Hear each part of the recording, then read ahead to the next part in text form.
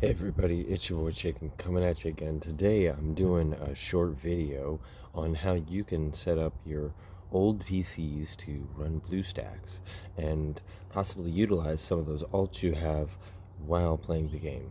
A lot of times what I do in this is I'll set up my computer to be eyes, or perhaps when I'm doing something else on my computer I can set up the BlueStacks to kind of like do some Clearlam ratting, some relocating of resources, or just positioning some of my characters.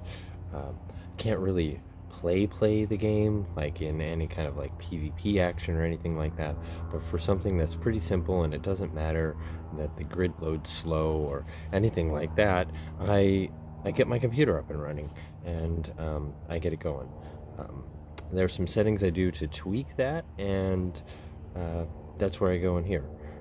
So I did want to apologize in advance. I'm doing this in my room and it's my first time recording on my computer, so there's a little bit of background noise you'll hear of the fan of the computer. I've got a pretty beefy case, and its whole purpose is to move air out of the machine, so you're hearing all of those fans going off at the same time. Anywho, let's get into it. And today I'm going to be going over how I use my 15-year-old computer to run multiple instances of BlueStacks with Eve Echoes running, and what settings help me do that pretty smoothly. It's my first time recording on the computer specifically, so I apologize in advance. As you can see here, a decent chunk of my resources are used up just with these 3 accounts sitting around. But, you know, I can't do anything major, like I can't go to like a 50-man CTA or above. But they do function really well as eyes or mining alt, or when I'm doing PvE content, like Clearlam, for example. And let me just... And you can see here I actually have 6 total accounts loaded up. You're going to want to use the BlueStacks multi-instance player, and when you're doing so... Oh, clicking on the wrong screen. When you're doing so, a couple of the settings to do inside of BlueStacks are to keep the memory or the CPU allocation. I only have four cores, so I'm using one of those 4 cores. Memory allocation, even though I have 16 gigabytes, I want to make sure that this is similar to like a goodish old phone, so I put 2 gigabytes there.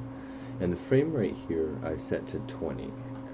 The reason I set it to 20 was because it really hogs up a lot of resources, and the recommendation here says 20. On display, it automatically puts it up to, I think, 1600 or 1080p. So I actually scaled that down. Again, I'm trying to save some resources here, and I put the DPI on low. This is on my computer. I can full screen it if I need to. I don't need it to be the most graphically intensive one. And for here I click on performance as opposed to compatibility, and the interface rendering I just leave set to auto. Now those are my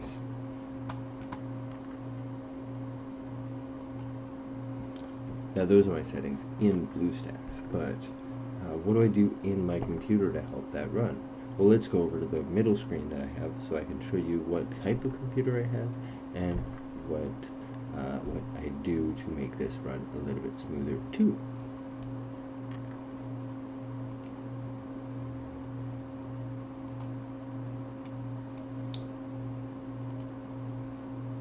Okay, so first and foremost, let's look at what kind of computer I have. Settings, all settings. Whoop.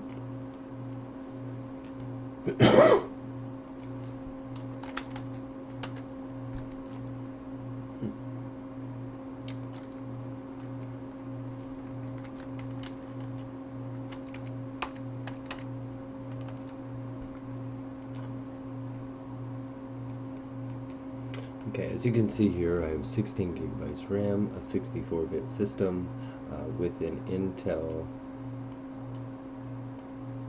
Core i5 that's 3.3 gigahertz. It is Windows 10 Pro, and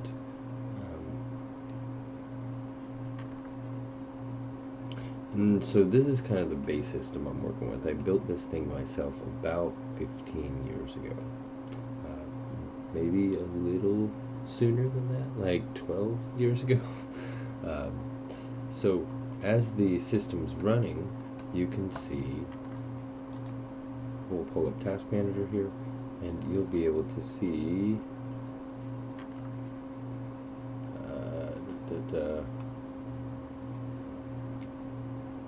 again, these are the resource consumptions of it all. When you're playing the game, once you've loaded it up and you've got BlueStacks running, you want to come over here to the Details tab. Inside of the Details tab, you're going to scroll down and find HD Player. This HD Multi-Instance Manager is the actual hub, this one, where you can start and stop the BlueStacks players.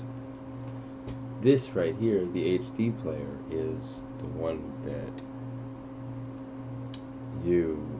that is actually the game that's running on your computer. You want to right click it, you want to scroll down here to set priority. Now normally these start out as normal. You want to select above normal. At least that's what I do. I think I saw some recommendations to change it to high, but you really want to be aware of not setting it to real time. At least I would recommend you don't. To your computer, you do what you want. But let's go ahead and set it to high just for a second. It gives you a pop-up that says, hey, just letting you know, if you change the priority, this may cause system instability. I'm not going to do that on this one, but like I said, if they come in at normal, I set it to above normal. I've noticed a significant increase in the performance of my BlueStacks players when I do this. And as you can see here, I'm using 10 of my 16 gigs of RAM. Just with these programs chilling in the background, they're doing about 50% CPU usage with my 15-year-old PC.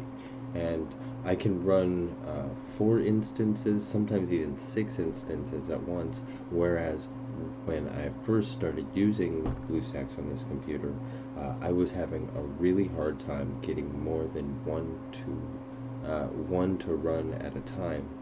And anyway, I just wanted to put this video out there today to kind of help anyone else who's in a similar boat. Again, just to kind of go through it, you pull up your Task Manager, you go over here, it goes Processes, Performance, App History, Startup, Users, and Details. Under Details, you want to scroll down until you find HD Player, or whatever emulator you happen to be using, and then you can set its priority so that in the grand scheme of things going on your computer, it's ranked a little bit higher. The computer's going to listen to it a little bit more. And on older PCs and laptops, I think this will help a lot of people. Alright, well that's it for today, and thanks again for stopping by.